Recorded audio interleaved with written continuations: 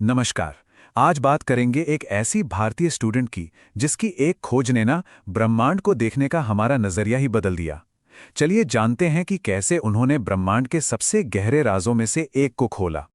कभी सोचा है कि क्या ब्रह्मांड का कोई किनारा है? क्या हम उसे देख सकते हैं? सुनने में ये एक बहुत बड़ा सवाल लगता है ना? और बस यही सवाल हमें आज की कहानी के बिल्कुल सेंटर में ले जाता है। एक ऐसी कहानी जो हमें ले जाएगी टाइम में बहुत बहुत पीछे। 12 अरब साल। ये सिर्फ एक नंबर नहीं है।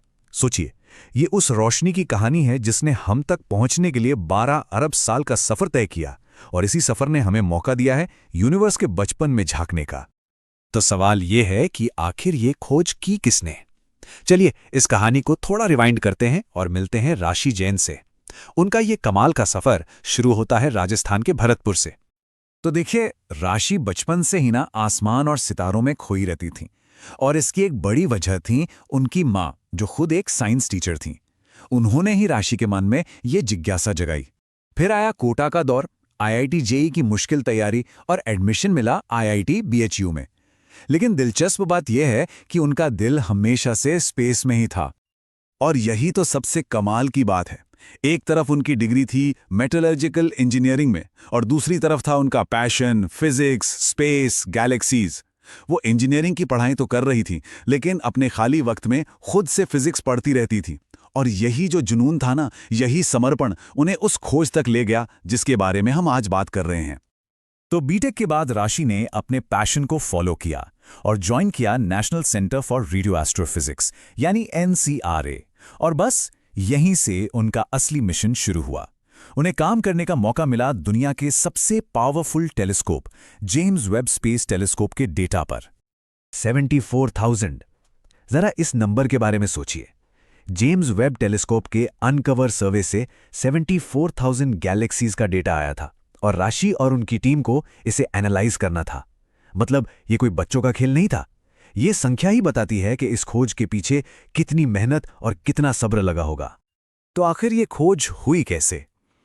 प्रोसेस सुनने में तो सिंपल लगता है, पर था बहुत मुश्किल। पहला स्टेप उन 74,000 गैलेक्सीज के डेटा को छानना।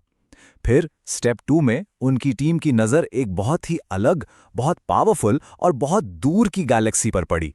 और फाइनली स्टेप 3 में रेड शिफ्ट का इस्तेमाल करके उसकी दूरी नापी गई। अच्छा, अब ये रेड शिफ्ट क्या है, इसे समझना जरूरी है। देखिए, सीधे शब्दों में कहें तो ये एस्ट्रोनॉमर्स का एक टूल है जिससे वो स्पेस में दूरी नापते हैं। जिसका रेड शिफ्ट जितना ज्यादा, मतलब वो चीज उतनी ही पुरानी और उतनी ही दूर है। और जिस गैलेक्सी की इन्होंने खोज की उसकी रेड शिफ्ट थी 4, जिसका मतलब है कि उसकी रोशनी को हम तक पहुंचने में 12 अरब साल लग गए। कमाल है ना?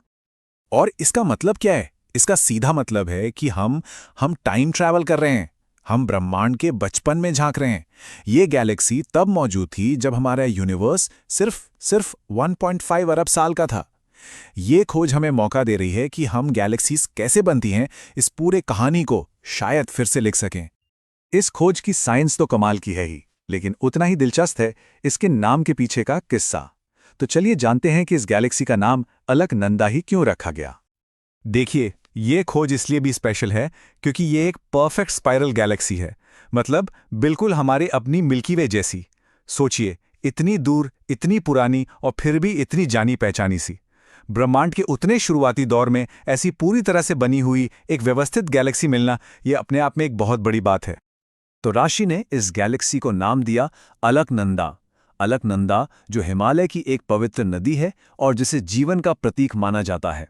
जैसा कि राशि खुद कहती हैं, ये आकाशगंगा शुरुआती ब्रह्मांड में जीवन की तरह उभरती एक ताकत है, इसलिए इसका नाम अलकनंदा बिल्कुल सही लगा। कितनी खूबसूरत सोच है ना? तो आखिर इस खोज से बदलता क्या है? ये इतनी बड़ी डील क्यों है? सबसे पहली बात, ये गैलेक्सी बनने के जो मौजूदा मॉडल हैं उनको सीधा सीधा चैलेंज करती है। यह साबित करती है कि परफेक्ट स्पाइरल गैलेक्सीज जितना हम सोचते थे उससे कहीं बहुत पहले बन सकती थीं। और इससे यह भी पता चलता है कि गैलेक्सी बनने का जो प्रोसेस है वो शायद हमारी सोच से कहीं ज्यादा तेज था। अलकनंदा की ये खोज सिर्फ एक साइंटिफिक डिस्कवरी नहीं है, ये अपने आप में एक बहुत बड़ा मैसेज भी है, खासकर उन सभी के लिए जो साइंस में अपना करियर बनाना चाहते हैं। राशि का एक बहुत बड़ा विश्वास है कि एक मिडिल क्लास का स्टूडेंट भी साइंटिस्ट बन सकता है। और उनकी कहानी खुद इस बात का सबसे बड़ा सबूत है कि अगर जुनून हो और मेहनत करने का जज्बा हो तो कुछ भी नामुमकिन नहीं है। और देखिए, अच्छी खबर यह है कि अगर कोई इस फील्ड में आगे बढ़ना चाहता है तो भारत में एस्ट्रोफिजिक्स में रिसर्च के लिए काफ़ी सपोर्ट मौजूद है। रिसर्च के दौरान स्टाइपेंड भी मिलता है और हॉस्टल और ऑफिस जैसी सुविधाएं भी दी जाती हैं। तो ये सपना अब पहले से कहीं ज़्यादा हकीकत बन सकता है। राशि जैन की कहानी हमें एक बात याद दिलाती है कि यूनिवर्स के बड़े बड़े राज खोलने वाली खोजें कहीं से भी आ सकती हैं, किसी भी अप्रत्याशित जगह से। तो सवाल यह है कि अगली अलकनंदा की खोज कौन करेगा? क्या पता वो कोई ऐसा ही जुनूनी इंसान हो जो आज रात आसमान में तारे देख रहा हो।